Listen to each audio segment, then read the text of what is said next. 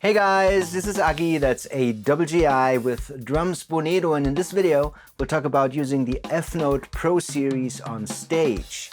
So the main aspect here is routing options, so that's bus assignment and the internal bus mixer and how to set it all up. Enjoy!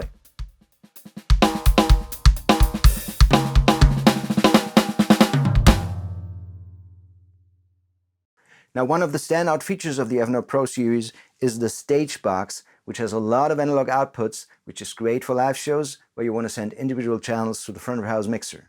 Now, besides a dual headphone output and a line out that always mirrors the headphone out, the stage box offers 12 balanced bus outputs. The jacks are labeled with a default assignment, so you got kick, snare, 4 buses for up to 5 toms depending on your kit configuration, and a stereo bus for all cymbals except the hi-hats, which have their own bus. Then there's a bus for the internal click so your fellow musicians can hear it, while the last 2 outputs are by default assigned to the line-in. So if you're using a percussion pad or a computer with an audio interface for tracks, you can patch that through and include it in your internal mixes. And while we're at it, the monitor in is designed for a monitor feed, so you can manage your whole monitoring setup through the Efnote stage box. So maybe the default bus assignment is just right for you and for your sound guy, but maybe you're playing in a smaller venue or you just don't need that many channels. A simple way to cut down is to route the hi-hats into the stereo bus for the cymbals. Makes sense, right? Now to do that, open the menu and tap Bus Assign. Now here we see a list of all drums and cymbals along with their bus assignment, and we also see the click and the analog inputs here. Now select the hi-hats, and as we can see, the hi-hats are assigned to bus 9, while all the cymbals are assigned to stereo bus on 7 and 8. So simply turn the value knob to the left.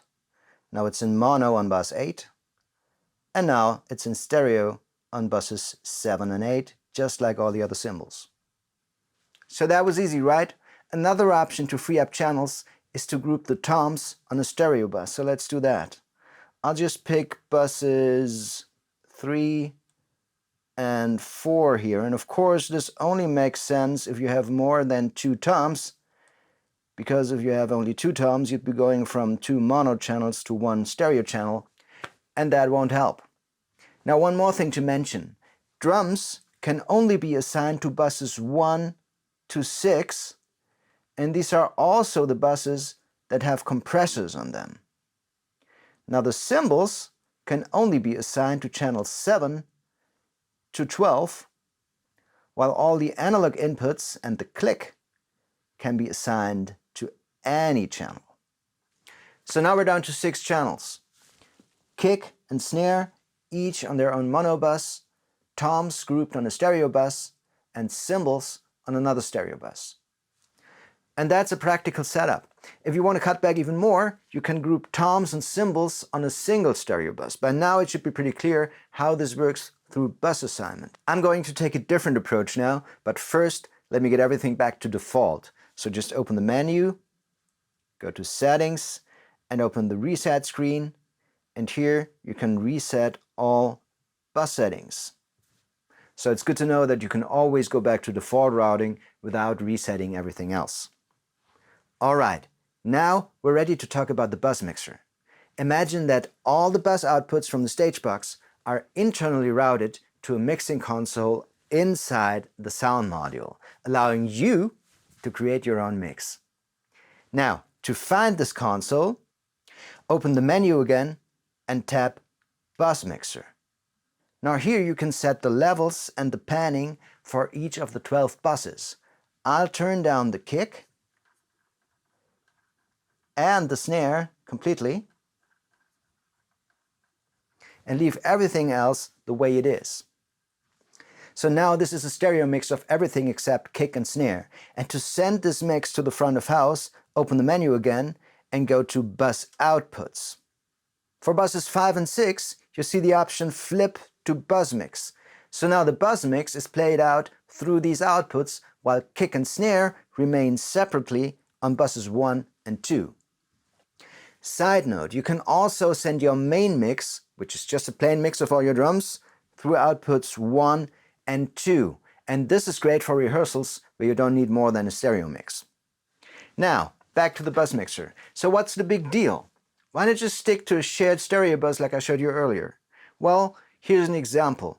Imagine you're playing a gig in a smaller venue and the sound guy tells you that your floor tom's too boomy in that room and he wants you to turn it down. Now, if you're switching between multiple kits during the show, maybe using the setlist function, you'd have to go into each one of these kits and tweak the tom's levels separately. Now, let me open the bus mixer. With the bus mixer, you have to just lower one fader a little bit. Problem solved across all kits in one go. You can even use the high pass filter and the EQ. You can use compression. And if you as a drummer don't know much about EQing and compression, you could even ask the sound guy to use the Efnote Tools app on a tablet or on a phone to access the bus mixer and the effects to adjust the settings for you. So maybe that's an option if you're working with them regularly. And that's it. We've covered all the important routing stuff you need to know to go on stage with your Efnote Pro kit. Now this is one of 4 video tutorials about the Efnote Pro series, so be sure to check out the other ones as well. If this video was helpful for you, don't forget to like and subscribe. Bye.